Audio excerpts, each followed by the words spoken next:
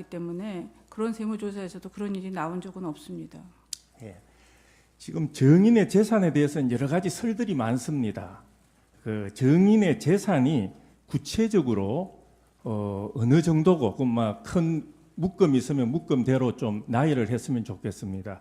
그리고 그 재산이 어떻게 형성되었는지 정인이 좀 이 법정에서 이 심판정에서 좀 밝혀주실 수 있습니까? 저 지금 미술빌딩 갖고 있는 거는 옛날에 그 유치원을 했던 곳입니다. 30년 전에. 근데 그 유치원을 매입했을 때는 거기가 교회였습니다. 교회였었고 압구정동이 처음 개발할 때이기 때문에 그 배추밭이 많았을 때고 아파트도 막 들어올 때쯤이었기 때문에 교회가 네 분이 생겨가지고 부부간에 목사님하고 그래서 굉장히 싼값에 나와서 그걸 해서 그거를 유치원을 한 20몇 년 해가지고 그거를 지금 증축한 겁니다. 그게 이제 분당으로 이사가고 이게 이제 이제 신도시가 생기면서 그쪽에 이제 유흥업소가 생기니까 유치원을 더 할 수가 없어서 생긴 게 그게 미승빌딩입니다. 그걸 가지고 몇백억을 재산을 형성했다는 둥, 집금화갖고 몇백억이 됐다는 둥, 그런 거는 그 전후 사항을 전혀 상황하지 않은, 고려하지 않은 상황입니다.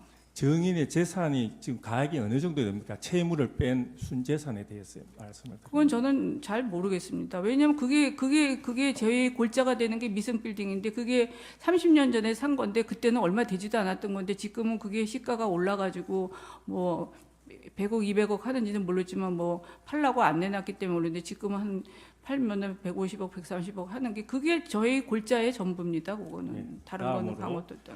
그 청구인 측의 그 신문상 4-1항 그 정호성의 그 취임사 문구와 관련된 녹취록에 대해서 묻겠습니다.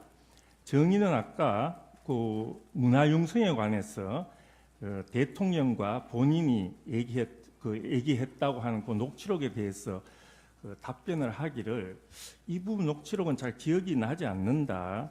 다만 전후 사정이 어떻게 되었는지 그런 부분이 기억이 나지 않는데 이 부분 가지고 얘기하는 것은 적절치 않다라고 뭐 얘기한 것으로 기억이 되는데 그 관련해서 좀 묻겠습니다. 이 아까 그 문화 관련한 문화융성 관련한 그 청구인 측의 그 신문 내용에서 보면은 이 녹취 내용 이전에 벌써 이 취임사의 관련 내용에 대해서 피청구인 본인이 그 문화융성, 창조경제 그리고 국민행복이라는 이 국정지표에 대해서 그 각자의 개념이나 그런 상호간의 논리적인 연관성에 대해서 먼저 대통령이 정의를 명확하게 하고 난 이후에 그 나중에 지엽적으로 이루어지는 그런 녹취록인 것으로는 일단은 확인이 되는데 녹취록상 그렇습니다. 그 녹취록이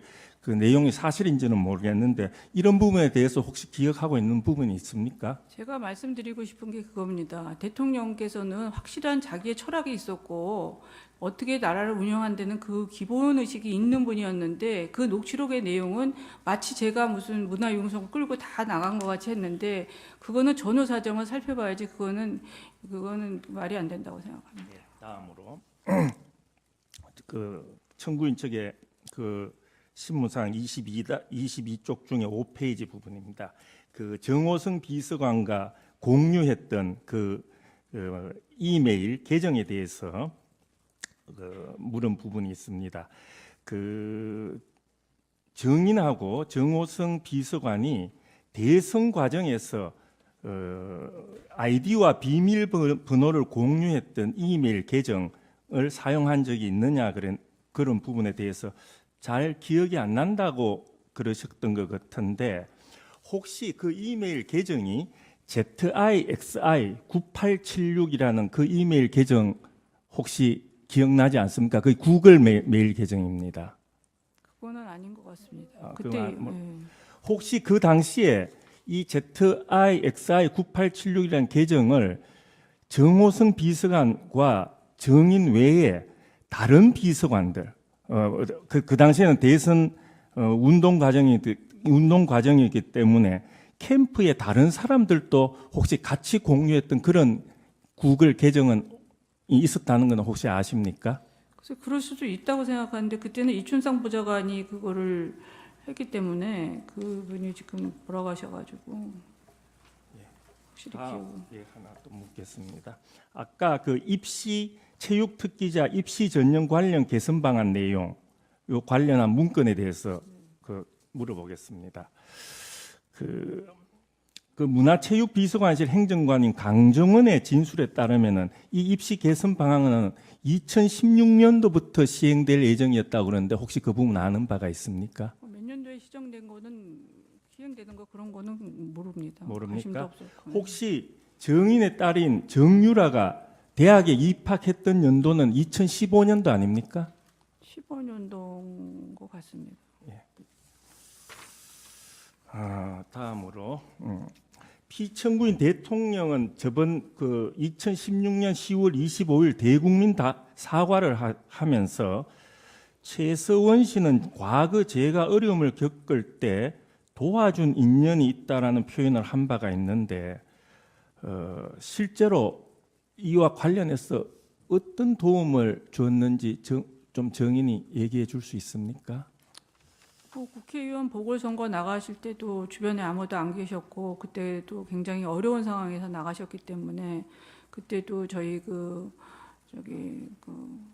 유연희 아빠가 좀 도와주시고 그렇게 했고 또 전두환 시절에 그때 많이 핍박을 많이 받으셨는데 그때 굉장히 마음을 힘들게 가지셔서 거의 가택에서 계셨기 때문에 그때 많은 위로를 좀 편지로나 뭐 이런 걸 많이 해드린 적이 있습니다.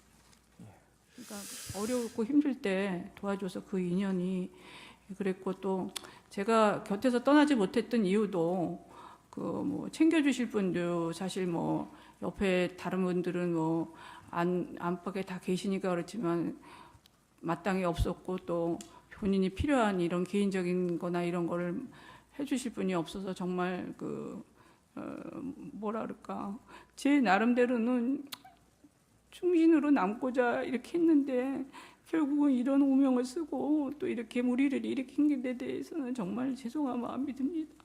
네. 아까 정인께서는 대통령의 정책 기조가 아주 강하고 국정 철학이 분명했다라고 말씀을 하셨는데 그 내용에 대해서는 말씀하지 않았는데 이 대통령의 국정 철학에 대해서 구체적으로 정인이 알고 있는 바는 어떤 겁니까? 어떻게 해서든지 국민들을 잘 살게 하고 싶어 했고 또 나라를 선진 방국에 올리고 외교적으로 막 강하게 하고 싶어 하시는 그런 열망이 굉장히 있으셨던 걸로 알고 있습니다. 그리고 그 문건 유출과 관련해서 아까 답변한 것 중에 몇 가지 관련해서 한두 가지 물어보겠습니다. 정의는 지금 의상 관련이라든지 말씀 자료의 어떤 자꾸 수정한 거 이런 정도는 어느 정도 기억나는 부분도 있는데 상당수 문건에 대해서는 지금 기억이 안 난다라고 지금 답변을 하고 있습니다. 혹시 정호성이 보내준 문건들 다 열어보기는 본 겁니까? 제가 다 열어보지 않습니다. 저도 바쁘니까 관심도 없고 봐달라는 그 연설문에 대한 어떤 그런 것만 보고선 저녁에 오니까 또 특히 저도 바쁘니까 그렇게만 보냈던 기억이 나지 뭐 전체적으로 뭐 검찰에서도 뭐 얘기를 하는데 저는 본 기억이 별로 없습니다.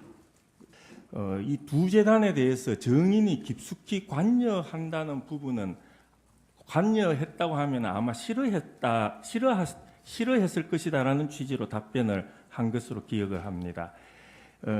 피청구인 대통령이 이 두 재단에 대해서 그렇다는 겁니까? 그러면 본인의 어떤 스타일 자체가 지인이나 측근들이 이런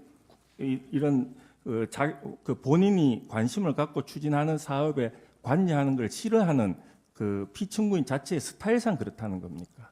대통령의 스타일상 다른 사람들이 이렇게 나서서 이렇게 하거나 측근이 나서서 어떤 일을 도모하거나 이렇게 하는 거를 싫어하십니다. 그래서 그냥 지켜만 보라고 이렇게 보내는 게 이렇게 어떻게 하다 보니까 사람이 이렇게 엮이다 보니까 이렇게 엮이게 돼서 대통령께서도 심한 저거를 받으셨을 것 같습니다. 딴 생각을 하는 것 같아 폐업을 시켰다라는 진술을 조금 전에 하셨는데 그 폐업을 시켰다는 의미란 거는 증인이 결국 본인의 지분을 정리하고 지분을 정리했다 이런 개념으로 이해해도 됩니까? 지분을 정리한 게 아니라 그거를 저는 안 했으면 좋겠다. 네. 그리고 이게 K스포츠하고 이렇게 블루케이가 계속 엮여서는 말이 많으니까 안 되겠다. 그렇게 해서 설득을 했습니다. 네, 마지막으로 하나만 묻겠습니다. 그 139-1 신문사항과 관련된 겁니다.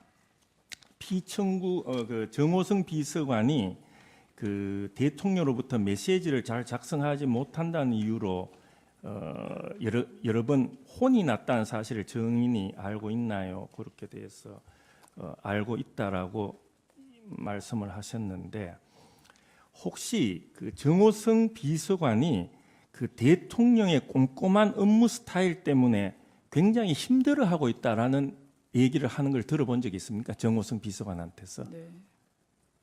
들어본 적 있습니까? 네, 말씀 하나하나에도 이렇게 체크를 하고 그냥 넘어가는 스타일이 아니시고 또 보고 하니까 그게 이제 그 남자들이 보는 그 문맥하고 상당히 다른 부분이 이제 좀 있었던 것 같습니다. 특히 그런 어려움은 연설문이나 말씀 자료 연설문이나 말씀 자료의 작성과 관련된 부분에서 그렇다는 건가 하면 전체적으로 그랬다는 겁니까? 작성과 연설문이죠. 예, 이상입니다. 조작했다. 고영태가 조작했다. 이런 말씀도 하셨고 고영태와 그 주변 인물들을 가리켜서 걔네들이라고 지칭하면서 걔네들이 만든 계획을 가지고 뒤집어 씌우려고 한다. 이런 말씀들을 하신 부분과 관련이 됩니다. 그 걔네들이라고 증인이 지칭한 사람들이 구체적으로 이름이 어떻게 되는지요? 고영태, 네. 그다음에 또 유상용, 노승일, 그다음에 김수현 정도라고 생각합니다. 김수현 정도다. 예. 박헌영이요. 박헌영하고 거기에 박원호는 포함 안 됩니까? 박원호 씨는 나중에 지금 그 얘기를 하고 있는 것 같습니다. 예, 그러고요. 이 수사 기록에 한 번도 나오지 않은 것 같은데 증인께서 두세 번 언급하신 사람 중에 이진동이라는 사람이 나옵니다. 네. 이진동이라는 분이 어느 신문사 기자를 말씀하시는 건가요? 조선일보. TV조선 정치부장 전 정치부장 말하는 거? 조선이라고 들었습니다. 예, 그 이상은 더 그분에 대해서 더 아시는 게 없습니까? 그 TV조선 기자라는 거 이외에는 아시는 게 없습니까? 김수현 씨가 누구지? 네. 이진동 기자인가 뭐 정계 진출하려고 그럴 때 아마 그 정책을 도와줬던 이반자라든가 뭐 그랬던 것 같습니다. 예. 그분이 이진동이라는 그분께서 그 정치 국회의원 출마했다 이런 건 모르십니까? 그거를 도와줬던 사람이 김수현이라고 아까 그 이름 예. 중에 한 사람이었는데 예. 걔네들이 굉장히 친했던 것 같습니다. 네. 그리고요, 그분이 어느 지역에 출마했다가 어떤 결과를 가져왔는지 그거 아세요? 그거는 모르겠고요. 좀 관심이 없어서 예. 나중에 제가 이제 이거를 쭉 이제 스터디를 하다 보니까 그렇게 얘네들이 계획적으로 꾸몄구나 하는 생각이 드는 게 나중에 안 됐다고는 들었습니다. 이게. 예, 그래서 예, 예. 계속 뭐 CCTV 찍은 거를 고영태 씨가 갖다 주고 그랬는데 자료가 모자르다 뭐 이렇게 했다고 막 그런 얘기는 제가 간혹 들었습니다. 예, 그때가 아까 증인이 증언할 때 보면 2014년도부터 고영태가 이진동이라는 분과 그 어떤 자료를 주고받고 한 것으로 말씀하셨단 말이에요. 그랬던 것 같습니다. 그래서 그 예상인가 그 주식회사 그 유상용 씨가 누가 대표로 있는지 모르지만 그쪽에서 측근 지원을 하면서 계속 그걸 유지를 하면서 저를 견제하고 저를 결국 이런 식으로 몰고 가기 위해서 그렇게 했던 거라고 지금 생각합니다. 예.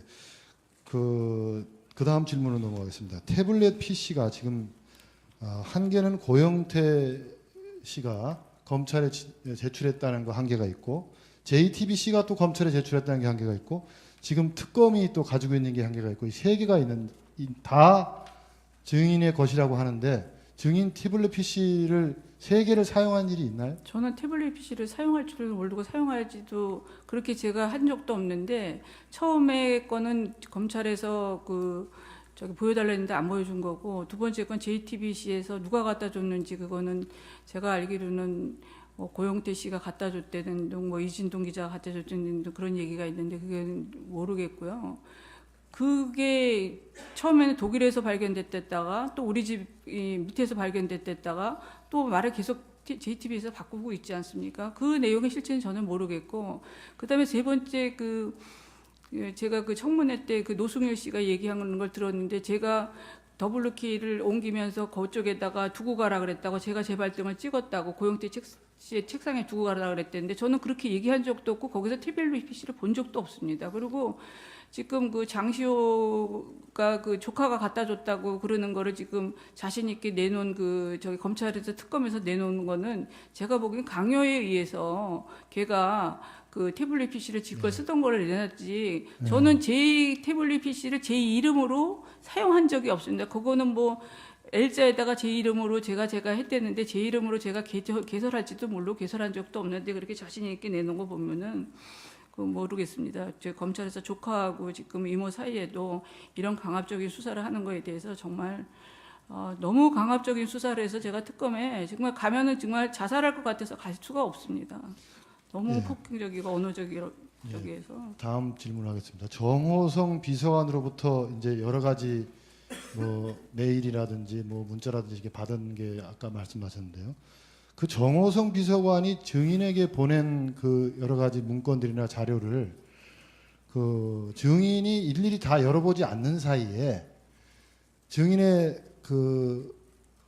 데스크탑 PC라든지 이런 것을 증인의 직원들이나 고영태나 기타 주변 인물들이 그걸 열어보고 보유하고 이렇게 자료를 같이 이렇게 보고 이럴 수 있는 가능성이 얼마든지 그 사무실에서 있었던 것으로 생각이 되는데 모르십니까? 있다고 보여집니다. 그리고 그 폐업하기 한 달 전에 저기 블루케이에 와가지고 그 유상용이가 와서 그런 일을 하지 않았나 생각이 듭니다.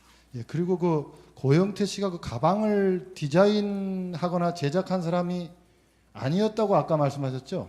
네. 그러면 대통령에게 피청구인 대통령에게 지금 가방이 뭐 납품이라고 할까요? 뭐 전달이 된 것을 고영태가 제작한 것으로 다들 국민들이 알고 있는데 그게 아니란 말인가요? 그 제작 회사를 따로 갖고 있었던 건 아닙니다. 그 회사는 망하지 않았습니까? 그러면 그 가방들은 그러면 어디서 난 걸 청와대로 가져간 겁니까? 모르겠습니다. 뭐 지인들이 하는 거기에서 뭐 공장에서 만들어 오거나 뭐 그런 걸 그랬던 것 같습니다. 예, 그러시고요. 아까 그 증언 도중에 미르라는 회사가 설립된 이후에 자기네들끼리 문제가 발생한 것 같다. 그래서 싸움이 일어난 것 같다. 그런데 그 자기네들끼리라는 게 누구며? 미르요? 예, 미르라는 그 회사가 설립된 이후에 자기네들끼리 문제가 발생해가지고 싸움이 일어난 것 같다. 그 미르 재단이 그렇게 아까 증언을 하셨단 말이죠.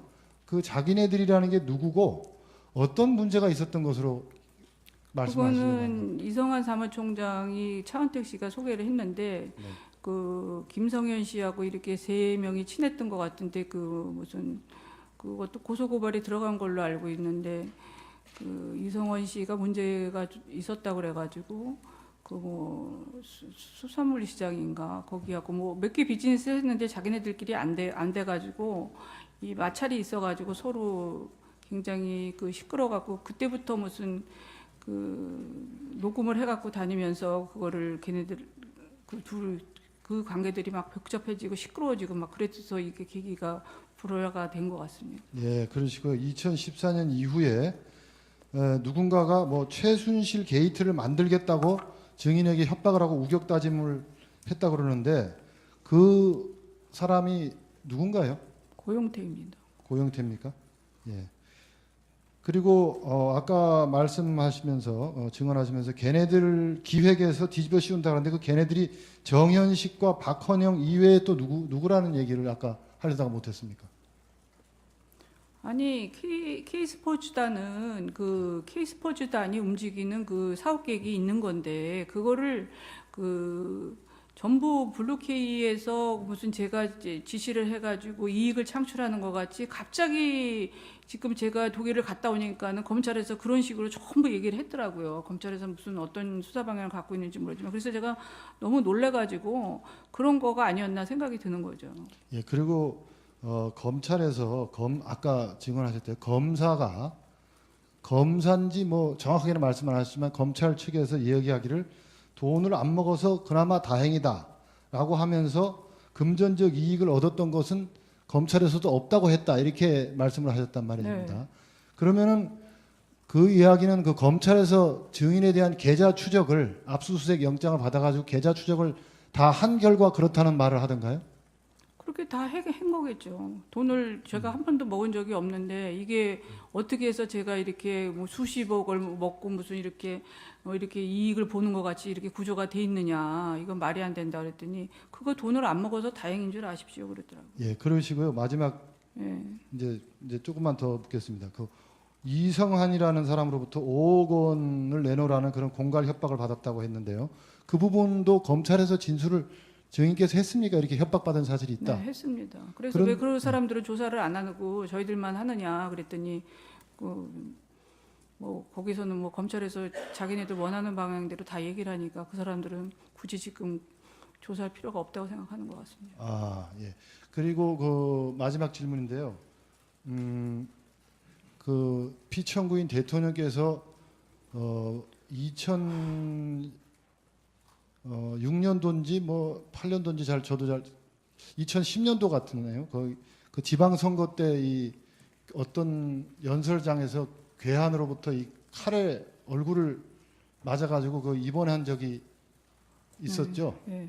그때 그 증인께서 간호를 해드렸습니까? 아니요. 거기는 뭐 3중, 2중으로 쌓여서 들어가고 싶어도 들어갈 수가 없었습니다.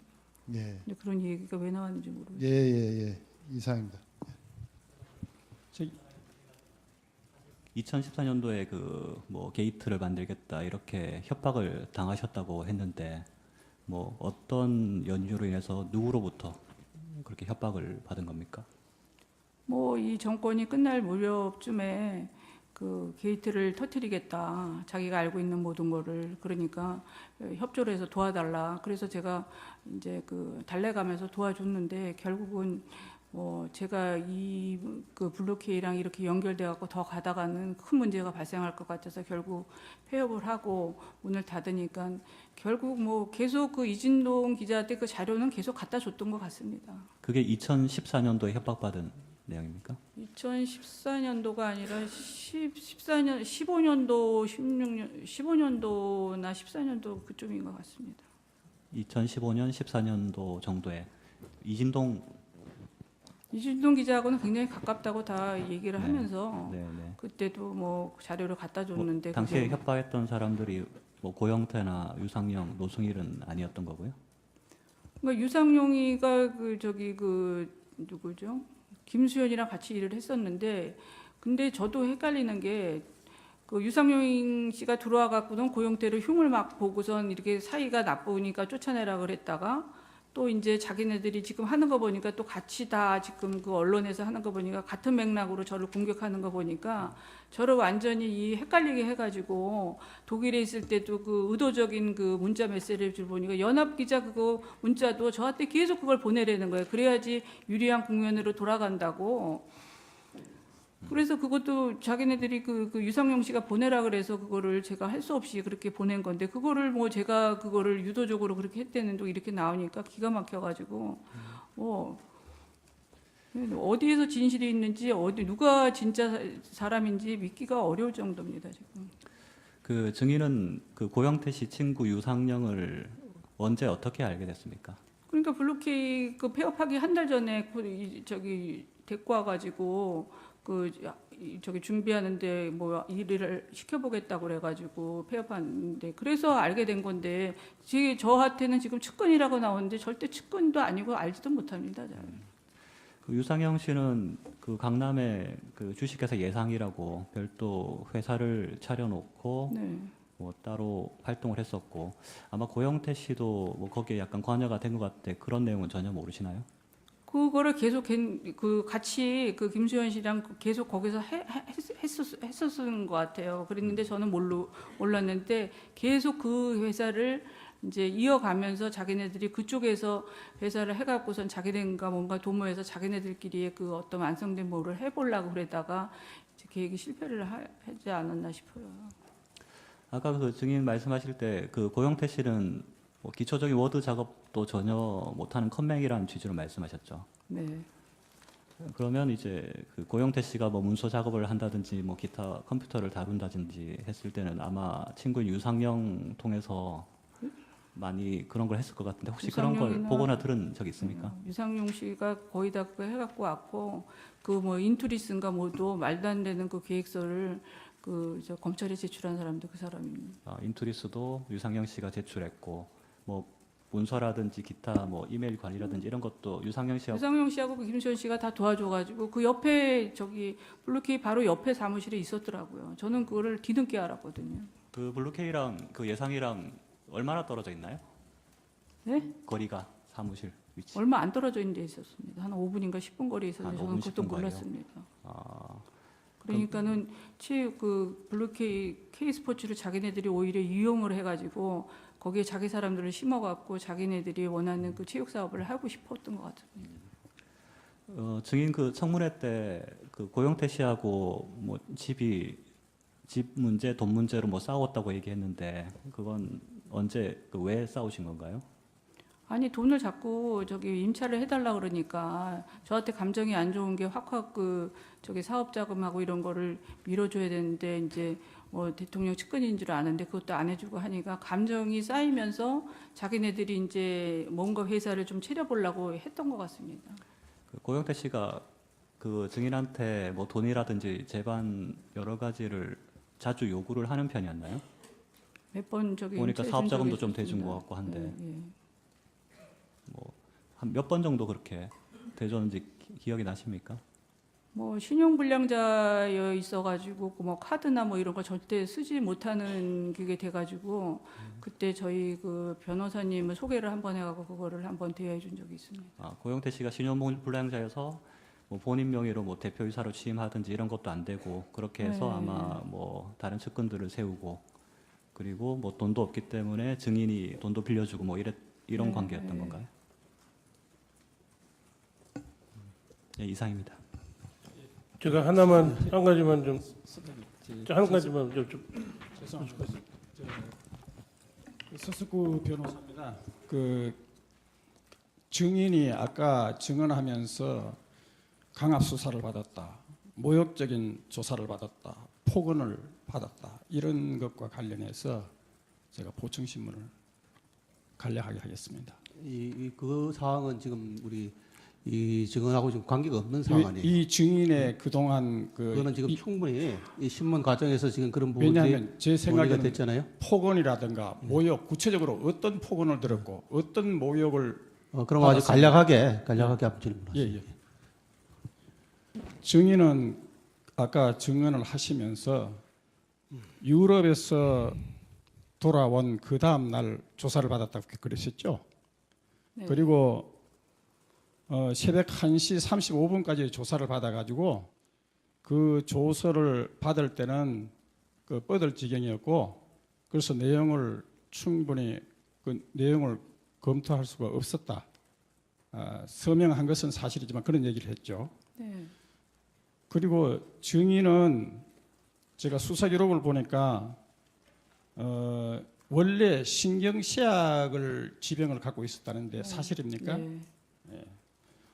그리고 극심한 스트레스로서 공황 장애까지 왔다고 이렇게 조서에 기재되어 있는데요.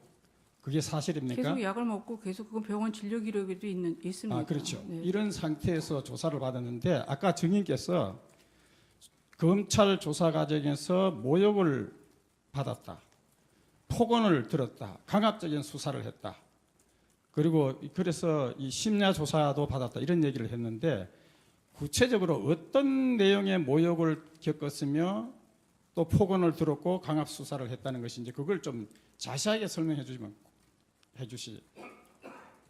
아니 수사가 자기 원하는 방향대로 안 들어가면은 계속 그 협박과 그 저기를 하고 계속 자료를 저런 거를 들이밀면서 소리를 지르고 강압 수사를 하고 여러 명들이 갑자기 들어와가지고 막 그 강압적으로 그 저기 공포 분위기를 조성하고 공포 분위기를 조성한다는 게 어떤 이제 바른대로 이걸 보고서 저기 진술을 하라 그러는 건데 저는 아니니까 아니라고 하는데 그 분위기를 이길 수가 없었습니다. 그리고 지금 특검 조사도 똑같습니다. 특검 조사는 상상할 수도 없을 정도의 강압 수사와 지금 폭언과 지금 완전히 이거는 인신 공격도 아니고 그러면 폭언이나 인신 공격을 구체적으로 어떻게 했는지 그걸 좀 그거는 제가 입에 담기 너무 힘듭니다. 입에 담기가 예, 차마 제가 그냥 너무 그날 창피할 정도입니까? 거기서 정말 자살을 해버리려고 그랬는데 옆에서 그 자살할 수도 있는 분위기도 아니고 제가 살고 싶어서 사는 게 아닐 정도로 정말 너무 괴로웠습니다. 그때 현장에 변호인이 입회하지 않았어요? 네? 변호인이 입회하지 않았어요? 변호인이 입회했을 때도 있고 안 했을 때도 있습니다. 그거는 변호인이 어느 변호사가 입회했어요? 처음에 조사받을 때? 변호사가 입회 안 했을 때 많이 그런 얘기를 했습니다. 이게 구체적으로 언제입니까? 그 특검에서는 1월 24일이었고요. 아니 특검 말고 지금 검찰에서 지금 독일에서 들어와서 지금 조사받은 날 얘기했잖아요. 그거는 날짜는 기억이 안 나는데 들어와서 계속 그랬습니다. 한 일주일 정도. 변호사도 없이 조사했어요? 조사에는 지금 변호사 참여한 걸로 돼 있는 것 같은데. 아니 변호사는 끝에 와서 조소를 참여를 하라 그런 적이 많았고 처음에는 질의식으로 막 이런 식으로 물어본다 그래서 참여를 허락 안 한 적이 많습니다. 처음 부분에. 예, 그러면 예. 정장현 변호사입니다. 그 기록을 보면은 K스포츠의 노승일 부장, 박헌영 과장이 더블루K 와가지고 고영태 일을 많이 도와준 것 같습니다.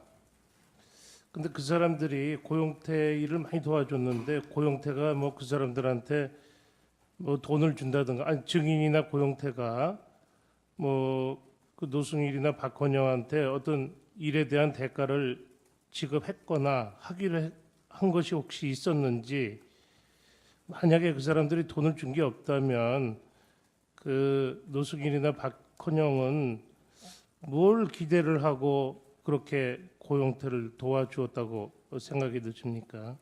그러니까는 자기네들이 선후배가 아니고 또 친구니까 그렇게 해서 체육재단을 한번 활용을 해서 예상이나 이런 걸 통해서 자기네들이 원하는 방향의 일을 도모하고 저는 배제시키려고 그랬던 것 같습니다. 증인이 뭐 무슨 돈을 주겠다, 월급을 주겠다 이런 저는 그런 얘기 한 적은 적 전혀 없습니다.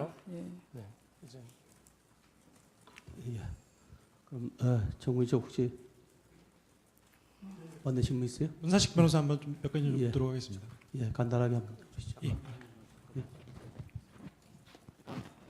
지금 시간이 많이 돼서 재판장님 괜찮으시다면 재판관님들 질문을 먼저 좀 아니 지금 있으시면 다 하시고, 하시고. 네. 마무리를 우리 재판부에서 할 테니까. 네, 알겠습니다. 하세요. 네. 그럼 저희들 몇 사람이 같이 질문합니다. 증인. 네. 아까 피청구인 대리인께서 혹시 사무실에 있는 직원들이 데스크탑을 이용해서 정우성이 증인에게 보낸 이메일을 봤을 가능성도 있지 않느냐라고 물어보니까 증인이 뭐 그럴 가능성도 있다라고 이야기를 했는데 실제 그런 가능성이 있어요? 가능성이 있습니다. 아니 보통 이메일을 통해서 그 문서들을 공유를 하는데 그 이메일을 보려면 비밀번호나 아이디를 알아야 될 거 아닙니까? 그러면 다른 직원들한테 그 이메일 아이디를 알려준 거예요? 아니 비밀번호나 아이디를 알려준 거예요? 아니 그거를 막 켜놓은 상태일 수도 있고 뭐 그런 가능성이 있다는 거지 그 방법까지는 전 모르겠습니다. 아니 그러면 그건 물어볼게요. 그럼 직원들한테 비밀번호나 아이디 알려준 사실 있어요, 없어요? 뭐 있는 것도 있고 없는 것도 있습니다. 아 있는 것도 있다고요? 정우성 비서관하고 그 메일은 없습니다. 그러면 증인이 이메일을 켜가지고 볼 수 있는 상태를 만들지 않는 한은 다른 사람들이 보지 못할 거 아닙니까? 그렇죠. 켜놓은 상태도 있었으니까요. 그러면 증인 그렇게 정호성 비서관으로부터 받았던 문서들을 다른 사람들이 쉽게 볼 수 있도록 항상 그러고 다녔어요? 아니요. 그럼 그런 거 본 적 있어요, 없어요? 다른 직원들이 그거를 보는 걸 본 적 있나요, 없나요? 그거는 모르겠습니다. 그럼 본 적 없다라는 거죠?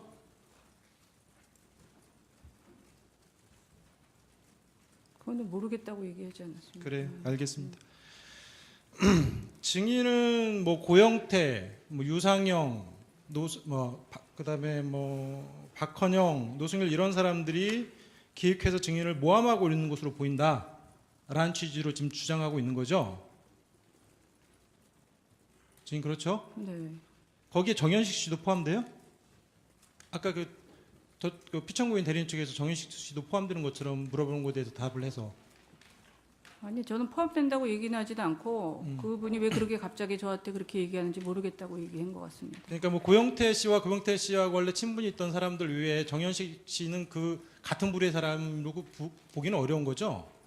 그거는 잘 모르겠습니다. 지금 저는 누가 어떤 사람인지 판단이 전혀 안 씁니다.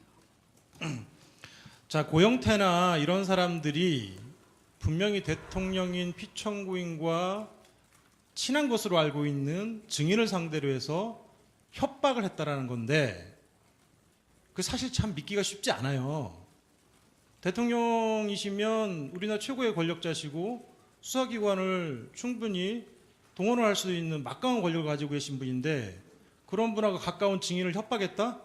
자, 쉽게 이해가 안 되는데 그거 어떻게 생각하세요? 쉽게 이해가 안 가도 사실입니다. 그래요? 네. 알겠습니다. 그 2014년 내지 2015년경에 고영태 씨가 최순실 게이트 운운하면서 증인에게 도와달라고 했다라는 거죠? 그렇습니다. 그럼 증인에게 그 도와달라고 하면서 사업도 좀 도와달라 하고 좀 돈도 좀 빌려달라 하고 뭐 이런 식의 부탁을 했었나요? 그랬습니다. 구체적으로 그 어떤 식으로 협박하던가요? 한번 좀 이야기 좀 한번 해보세요. 그 얘기는 지금 할 수 없습니다. 왜요? 아니 최순실 게이트 운운하면서 증인을 협박했다라는 건데 그 구체적으로 이야기를 한번 해보세요. 왜냐하면 그 사람들의 그 뒷배경, 동기, 증인에게 불리하게 말을 하는 그 동기가 의심스럽고 아주 불순하다는 거 아닙니까? 그럼 그걸 정확히 말씀을 해주셔야죠. 그거는 그 사람이 그 이메일을 메시지를 보낸 게 있으니까 전화기를 한번 감청해 보시면 아실 겁니다. 여기서 전화기를 어떻게 감청하나요? 증인이 검찰 그거를 측에 얘기를 하면 증인이 협박을 받았기 때문에 가장 잘 생생하게 아실 것 같아요. 아니 제가 게이트를 한다고 얘기하지 않았습니까? 전체적인 기억은 확실히 안 납니다 지금. 그거는 확실히 받은 겁니다. 주인 그러면 그때 당시에 고영태나 뭐 이런 사람들을 공갈이나 협박으로 수사기관에 혹시 고소하거나 수사 의뢰하지 않았나요? 안 왔습니다. 왜 안 했죠? 아까 증인편에 의하면 살살 달래가면서 진행했다라고 이야기를 했어요. 왜 살살 달래죠? 증인이 아무런 이유가 협박당할 아무런 이유가 없는데 왜 살살 달래가면서 일을 진행한 거예요? 그거는 그렇게 얘기하시면 안 될 것 같습니다. 아니 증인의 표현이 약간 아니 살살 달래가 게이트를 만들겠다고 그러고 이런 일에 대통령 일이 이렇게 뭐 옷 만드는 것까지 지금 문제가 되니까 그런 문제들을 갖고선 그런 걸 얘기를 하니까 그렇게 된 거죠. 증인 그때 2014년, 2015년도는 현재 일들이 언론에 나오기 전의 상황이에요. 아니, 그거는 아니에요. 2015년도 그쪽은 이 언론 상황은 상관없이 그렇게 얘기를 했다니까. 그러니까 왜 증인이 살살 달랬냐고 저는 물어보는 거예요. 아니 살살 달랠 이유가 없는 거잖아요. 만약에 증인이 소위 요즘에 논의되고 있는 언론에 나오고 있는 이 지금 헌재 재판 헌법재판소에서 논의되고 있는 이 일들에 대해서 부끄러움이 없다라고 하면 증인이 달랠 이유가 없잖아요. 아니 부끄러움이 없습니다. 그런데 그거를 가지고 문제 삼고 싶지는 않았습니다. 구체적으로 어떤 것들이에요? 그러면 어떤 것들이 외부에 알려지면 좀 문제가 될 거라고 생각했어요. 그거는 말하고 싶지 않습니다. 증인이 그렇게 이야기를 하면 증인의 말을 믿기가 어렵잖아요. 지금 잘 설명해 주셔야 다 이해를 할 거 아닙니까?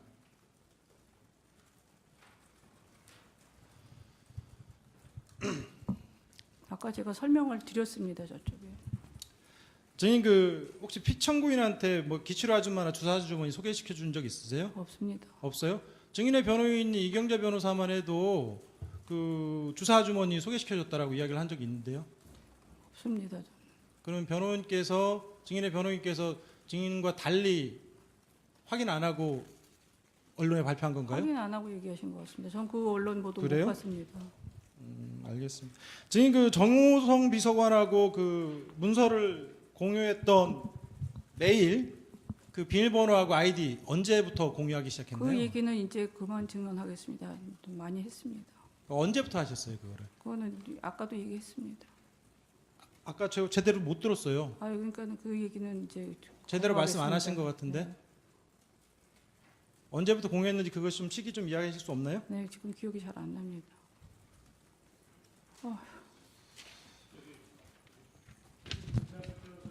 질문하신 거에 관련해서 한 가지만 좀 물어보겠습니다.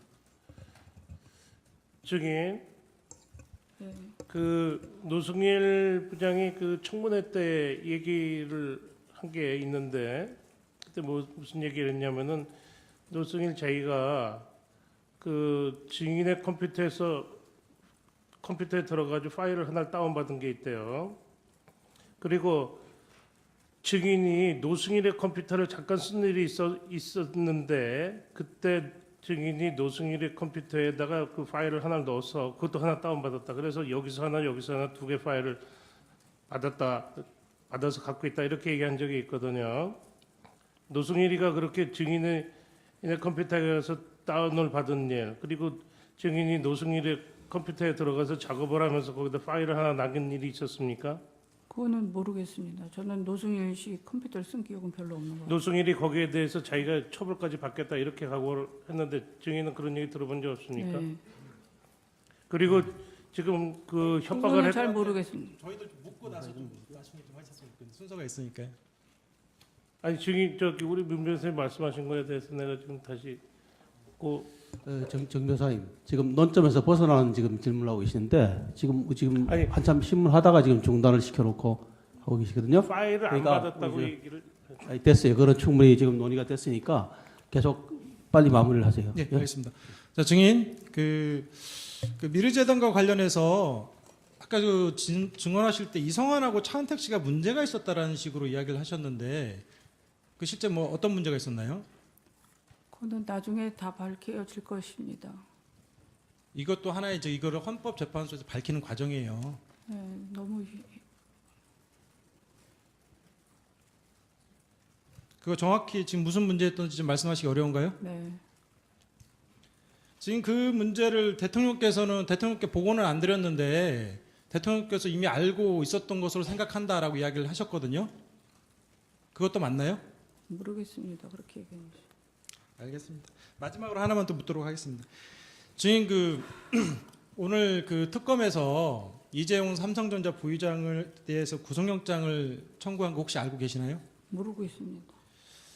그 특검 조사와 관련해서 그 언론지상에 나오는 거는 그 이재용 부의장의 경우 2015년 7월 25일경에 대통령과 면담을 할 때 대통령께서 약 20여 분간 왜 승마와 관련돼서 지원이 제대로 진행되지 않느냐 강하게 질책을 해서 그 직후에 삼성의 박상진 사장이 독일에 건너가 코어 스포츠와 200 몇십억 대 용역계약 약정을 하고 그리고 실제 그 이후에 약 10개월에 걸쳐서 약 70억 정도의 넘는 돈을 그 실제 용역대금 내지는 말값으로 보내줬다고 하거든요.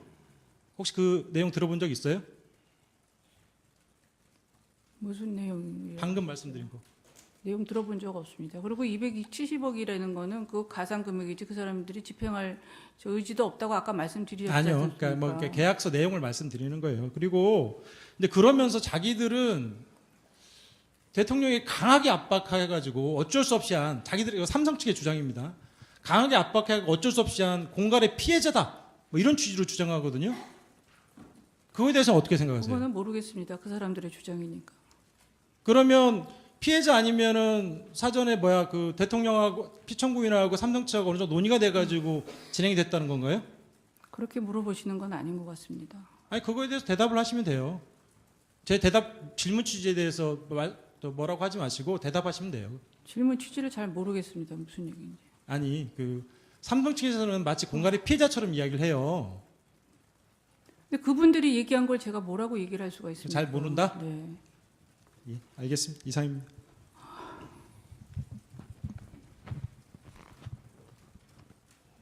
예, 최규진 변호사 한 세 가지만 질문하도록 하겠습니다.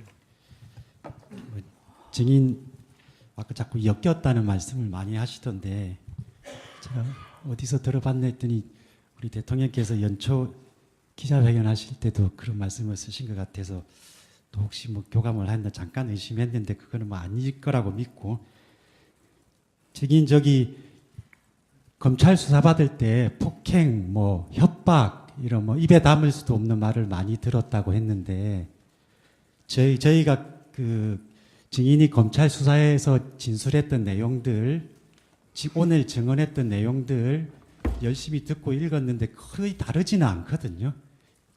그 저기 옆 앞에 계신 저기 이 자리도 그렇게 무섭고 수치스럽고 그런가요?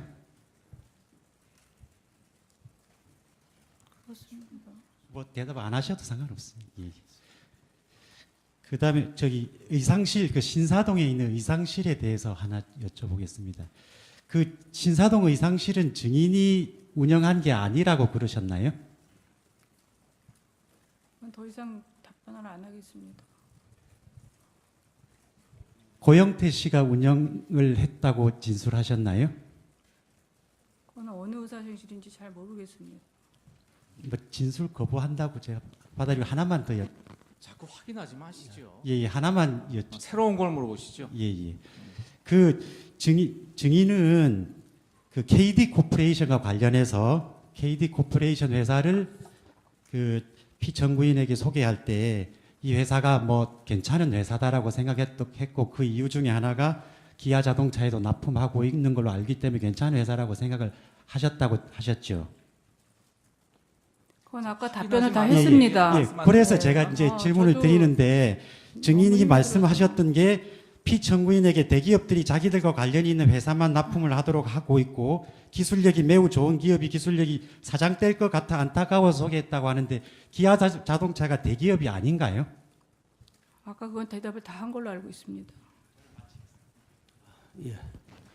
예, 그럼 몇 가지 조금 추가적으로 저하고 그 이영구 변호사님 지금 조금 질문하는 내용이 새로운 내용이 없이 네. 아까 했던 내용을 반복해서 네. 자꾸 질문하고 추궁하는 것밖에 안 돼 보이는데 이거는 이제 탄핵하는 내용이 몇 개 있습니다. 그럼 중요한 것만 네. 줄여서 하세요. 네? 네. 그 KD 코퍼레이션 관련해서 그 문하경 씨로부터 뭐 샤넬 백이나 명절에 선물을 오갔지만 4천만 원 금원을 받은 적은 없다라고 말씀하셨죠. 그 KD 코퍼레이션에 대해서는 더 이상 얘기하고 싶지 않습니다. 아까 다 말씀드린 걸로 알고 있습니다. 저도 그러면- 오늘 너무 힘이 듭니다. 그러면 문하경 씨가 검찰에서 그렇게 진술하셨는데 문하경 씨도 그러면 검찰에서 무슨 압박을 받아서 그렇게 진술했다고 그거는 봅니다. 모르겠습니다. 증인한테 직접적으로 좀 물어보세요. 문하경 씨가 어떻게 했는지를 증인이 어떻게 알겠습니까? 네. 네. 확인하지 마시고요. 네. 확실한 걸 좀 물어보세요. 네, 알겠습니다. 그 플레이그라운드에서 70% 차명 주주를 가지고 있다고 했는데 그 정도면 플레이그라운드의 소유주라고 봐야 되지 않습니까? 그것도 아까 말씀드렸습니다. 그리고 WK에서 폐업을 시켰다라고 하고 또 피청구인 쪽 그 대리인에서 설득을 했다라고 하는데 폐업을 시켰다라고 하면 그것은 보통 그 WK의 소유주가 할 수 있는 말 아닙니까? 그것도 아까 다 말씀드린 겁니다. 그 증인은 그 민간인으로서 미르재단이나 K스포츠 재단에 깊이 관여하지 않았다라고 하는데 지금 증인의 말이 한 것만 봐도 피청구인이 재단에 대해서 살펴보라고 얘기를 했다라고 하고 차은택 본인이 증인에게 문학의 인사를 추천을 했다라고 하고 그다음에 김필승, 정동춘의 이력서를 정호성에게 전달했고 그리고 임원진의 명단도 정동춘 등 정호성에게 전달했다라고 한다면 이것은 깊이 관여한 거라고 봐야 되지 않습니까? 저는 그렇게 생각하지 않습니다. 어떤 회사나 어떤 기업이나 운영체가 문제고 또 사업 계획이 문제고 진행하고 예산 편성하고 하는 묻는 거는 문제니까. 굉장히 부적절한 것 같습니다. 그건 나중에 변호인이 무슨 주장하실 것이지 네, 증인한테 네, 물을 내용이 아닌데요. 그 마지막 이 변호사님이 똑같은 내용을 질문하시면 질문 기회는 안 드려야 될 것 같습니다. 사실관계를 물어보십시오. 네, 마지막 하나만 물어보겠습니다. 그 경제적 공동체와 그 관련해서 증인은 이제 재산이 그 유치원 운영하던 그 재산이 기본적인 재산이다라고 했는데 그 증인의 그 피청구인이 원래 그 피청구인의 재산이 증인의 아버지이신 그 최태민 씨한테 그 피청구인의 재산의 상당 부분이 들어갔고 그것이 증인의 본인이나 증인 그 가족들한테 상속이 되었다면 거기서부터 이미 그 피청구인과 재산의 그 어떤 공동체 관계가 있다고 봐야 되지 않겠습니까? 그거는 상상입니다. 돌아가신 지 35년이나 된 일을 지금 가지고 저한테 얘기하는 건 무리라고 생각합니다. 저도 노력할 만큼 노력하고 30년 동안 교육 사업에 헌신을 다한 사람입니다. 이용구 변호사입니다. 두 가지만 사실관계, 새로운 사실관계입니다. 이제 그 저기 변론을 그만하고 싶습니다. 조금만 이제 마무리 단계니까 힘듭니다. 네. 하세요. 똑같은 아주 질문을 줄여서 계속 하십니까? 사실관계만 명확하게 사실관계만 대해서만 질문하세요. 증인 대구의 보광직물 아십니까? 모릅니다. 차순자 씨 모르세요? 모릅니다. 대구의 시의원 하시는 분인데 모르세요? 모릅니다. 이 보광직물의 차순자 씨도 경제사절단으로 10여 차례 다녀왔는데 아십니까? 그걸 제가 어떻게 합니까? 모르십니까? 네. 다음 질문입니다. 그 SK에 80억 원의 해외 전지 훈련을 요청을 할 때 박헌영 등이 그 80억을 국내 뭐 WK로 달라고 했던 것이 아니라 독일 비덱스포츠로 보내달라라고 요청한 거 아십니까? 그거는 기획 단계에 불과했고 그건 이루어지지도 않고 되지도 아니, 않았습니다. 그거에 대해서만 얘기를 해보세요. 그러니까 증인과 무관하다면은 왜 돈을 독일로 보내달라라고 그거는 하는 거냐? 독일로 보내달라고 그런 적 없습니다. 아까 얘기하지 않았습니까? 증인은 무관하다? 네. 마치겠습니다. 예. 그럼 우리 이제 재판부에서 질문을 드리도록 하겠습니다. 예. 예, 증인 건강도 안 좋은데 장시간 고생하시네요. 가급적 축약해서 몇 가지만 좀 묻겠습니다. 지금 그 재단 관련돼서 자꾸 질문들이 왔다 갔다 했습니다. 그 K스포츠 같으면은 이제 정동춘 2대 이사장 그리고 김필승 이사 이분들을 이제 뭐 아까 서상욱 씨나 이런 분들로부터 추천받아서 이력서를 그 정호성 비서관한테 전달했다 이렇게 말씀하셨죠? 네. 증인 말고 이분들을 또 정호성 비서관이나 청와대 쪽에 추천한 다른 사람이 혹시 있습니까? 지금 생각이 안 납니다. 생각은 안 그 정도. 드시고요. 그리고 지금 아까 얘기했던 증인을 그 말하자면 그 뭐라고 해야 되나요? 협박도 했다라고 하는 고영태 등 여러 사람을 쭉 말씀하셨죠. 네. 이분들이 대개 지금 K스포츠에서 관여하고 있는 분들입니다. 그렇죠? 네.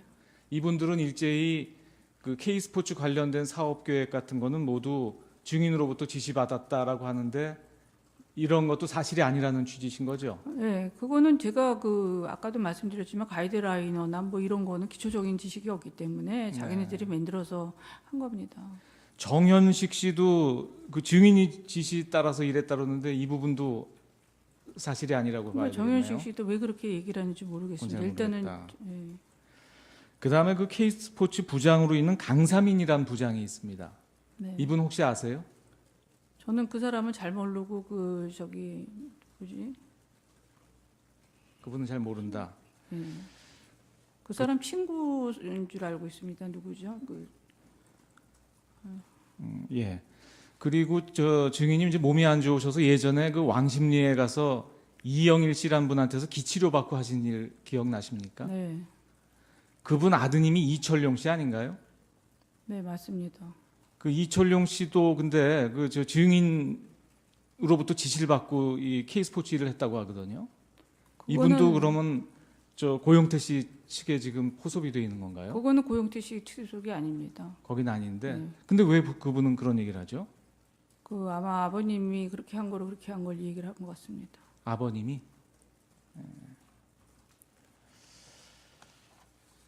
미르재단의 그 이성한 사무총장이나 이한선 상임이사 이런 분들도 증인이 추천한 분들입니까? 아닙니다. 저는 잘 모르는 사람. 잘 모르는 분들입니까?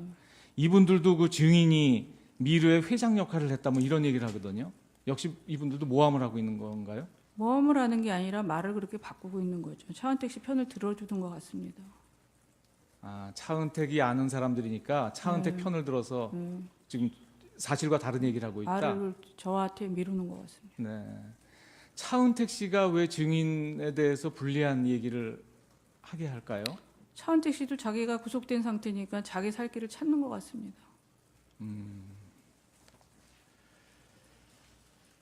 그리고 요거 한 두 가지만 더 확인해 보겠습니다.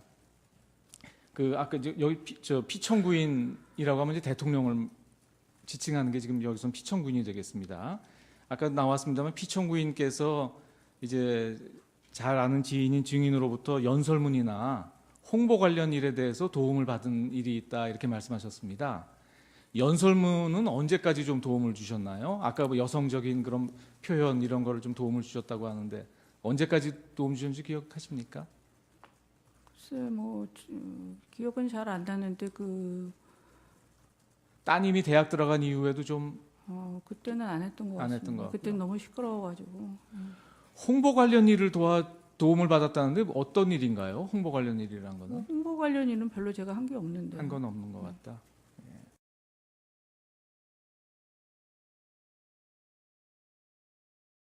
여러 대 사용한 게 아니라 저는 네. 제 전화번호를 하나 갖고 있는데 너무 제 전화번호를 많이 알아갖고 전화를 해갖고 전화를 잘 안 쓰고 차명폰을 직원 거를 썼습니다. 증인이 그 관련된 사람 예를 들면 K스포츠 직원이나 이런 직원들한테도 차명폰을 써라라고 얘기했다는 얘기가 있는데 저는 그렇게 얘기한 적 그렇게 한 없습니다. 적은 없고요. 그 다음에 또 어디 관련된 사람들 자료 증언이나 아니면 증인하고 오갔다는 이런 메시지 같은 걸 보면 어떤 얘기가 나오냐면 증인한테 문자 메시지를 보내면 메시지를 보내지 마라. 나한테 직접 전화를 해라. 라고 얘기를 했다는 말이 나오고요. 또 어떤 분은 문자를 보내면서 이거 메시지를 보내서 죄송합니다. 지금 전화 통화가 안 돼서 메시지를 보냅니다. 이런 메시지를 보낸 자료가 수사 기록에 좀 나오는 게 있거든요. 그렇게 좀 문자 메시지 보내는 것을 피하게 하고 직접 통화를 하도록 이렇게 직원들한테 이야기한 사실이 좀 있습니까? 아니 저는 통화나 메시지나 이런 걸 받는 걸 별로 좋아하지를 않습니다. 저가 그런 거를 대체적으로 좋아하지를 않기 때문에 직원들도 별로 안 하기 때문에 그러는 취지로 얘기했을 겁니다. 제가 간단히 여쭤보겠습니다. 힘드시겠지만 아시는 데까지 답변해 주시기 바랍니다. 그 증인은 청와대에 아까 출입을 하셨다고 하셨죠? 네. 언제까지 하셨습니까? 최근에 가장 지금으로부터 가까운 때는 언제입니까?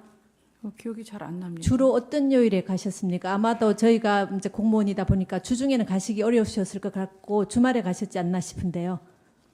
그거는 뭐 주중에 간 것도 있고 주말에 간 것도 있는데 기억이 잘 안 납니다. 한 달에 한 몇 번 정도 가셨습니까? 몇 번 정도 안 갔습니다. 그럼 가실 때는 어떤 차를 타고 가셨습니까? 그냥 차를 타고 갔습니다. 증인의 차입니까? 아니면은 다른 사람의 차입니까? 다른 사람 다른 사람 누구입니까? 뭐 그때마다 바뀌어서 잘 모르겠습니다. 그럼 기억나시는 대로 뭐 한두 분이라도 말씀해 주십시오. 기억이 안 납니다. 이름이. 그다음에 아까 증인이 청구인 대리인께서 신문하실 때 캄플라테 씨를 모른다고 하셨죠? 갑자기 물어봐서 모른다고 그랬습니다. 근데 이제 피청구인 대리인께서 신문하실 때는 캄플라테 씨로부터 지분을 인수하셨다고 이렇게 하신 것 같은데 아시기는 아시나요? 네. 그다음에 김필승 씨와 아까 정동춘 씨인가요? 그분들 면접을 얘기하시려고 하다가 말을 중단을 하셨거든요. K스포츠 재단에서. 아니, 면접이라기보다는 일단은 대면은 하셨습니까? 네, 한번 대면한 적 있습니다. 대면해서 이 채용에 관한 얘기를 나눈 적은 있습니까? 아니 일단은 서류가 올라간 다음에 됐다고 그랬을 때 본 적이 있습니다. 그다음에 증인이 아까 이제 미르 재단이 설립되고 난 뒤에 피청구인께서 잘 돌아가는지 한번 살펴봐 달라 이렇게 말씀을 하셔서 이렇게 조금 살펴보셨다고 하셨죠? 네. 그러면은 아까 증인이 민간인인 것을 계속 강조를 하셨거든요. 그러면은 이 재단에 대해서 관장 부서도 있을 테이고 이사회도 있을 테인데 굳이 민간인인 증인에 대해서 피청구인께서 살펴봐 달라고 하신 이유가 뭡니까? 그거는 그런 의미가 아니라 그냥 그렇게 만드니까 이제 보라시는 얘기지. 제가 직접 들어가서 이사회에 관여하거나 뭐 이렇게 보라는 얘기는 아니었습니다. 보라는 것이 그럼 바깥에서 어떤 식으로 본다는 얘기인가요? 그냥 뭐 잘 돌아가는지 보라는 거죠. 그 어떤 의미까지는 뭐 정확하게 설명드리기 좀 어렵습니다. 그러니까 잘 돌아간다는 의미는 아까 이제 제가 여쭤보고 싶은 게 이제 이성한 씨와 차은택 씨가 다툼이 일어났다고 했지 않습니까? 네. 그 부분도 증인이 그러면 살펴봐야 될 부분이라서 만약에 잘 돌아가는지 살펴보라 하셨다면 그 부분을 얘기를 드렸어야 될 것 같은데요. 그 부분을 그거는 아니었습니다. 그거는 뭐 한참 위에 터진 일이니까. 시간이 없으니까 제가 저기 한 가지 여쭤보고 보겠습니다. 그 정호성 씨와 증인이 이제 문자를 주고 받으시기도 하시고 메일로 공유를 하시기도 하시지 않습니까? 그다음에 정호성 씨가 문자를 메일을 밤늦게 안 보낼 때는 증인이 언제 보냈느냐, 빨리 보내달라 이렇게 문자를 보낸 적도 있으시죠? 네. 그건데 왜 그랬습니까? 증인이 굳이 그 서류를 받아봐야 될 필요가 있었습니까? 아니요, 보낸다 그랬으니까. 안 그러면 제가 이제 잠을 못 자니까. 왜 증인이 그걸 꼭 봐야지만 하루 일과를 마무리할 수가 있나요? 아니 그 꼭 정호성 비서관은 또 자기가 해야 되는 거 꼭 챙기는 정확한 스타일이니까. 그다음에 그 문자 내용을 보면 이런 게 있습니다. 선생님, 정호성 비서관이 아마 증인을 선생님이라 칭한 것 같아요. 선생님, VIP께서 선생님 컨펌 받았는지 물어보셔서 아직 컨펌은 못 받았다고 말씀드렸는데 빨리 컨펌 받으라고 확인하십니다. 이런 문자를 보낸 적이 있는데 증인은 받은 기억이 있습니까? 그 기억은 안 납니다.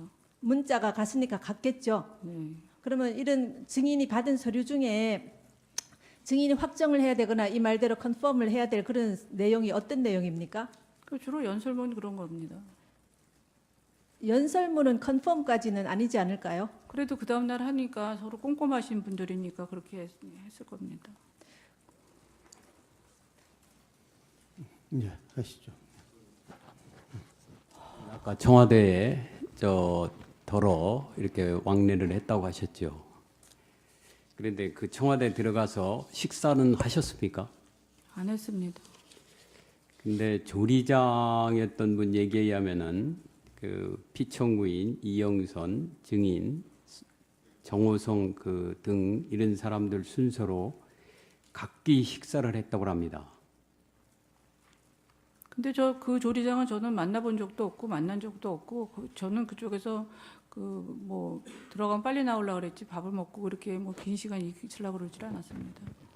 그 조리장이 어떤 의도에서 어떻게 얘기했는지 모르겠지만 저는 한 오히려 번도 본 적이 조리장 없습니다. 얘기를 들으면은 각기 식사한 걸로 보면은 오히려 그 증인이 얘기하는 거랑 많이 부합하는 측면도 있는데요. 저는 모르겠습니다. 예, 그분이 왜 그런 그러면은 얘기를 했는지. 그 증인은 피청구인에게 어떤 존재라고 생각을 하십니까?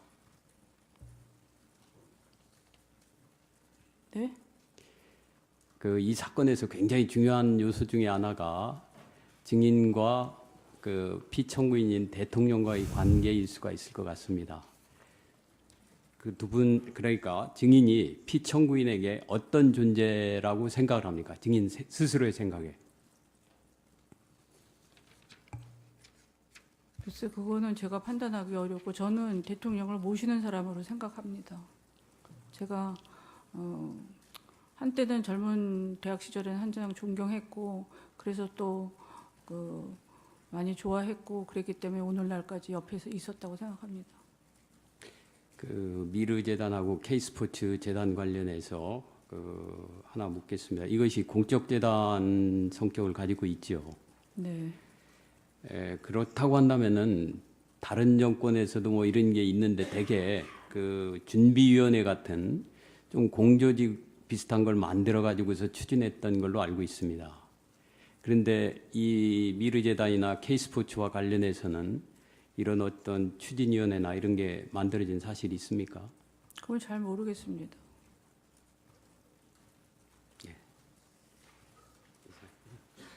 예, 하시죠. 증인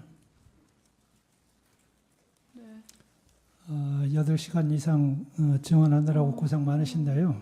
한 가지만 물어보겠습니다. 고영태 씨한테 태블릿 PC 한 대 선물한 적 있습니까?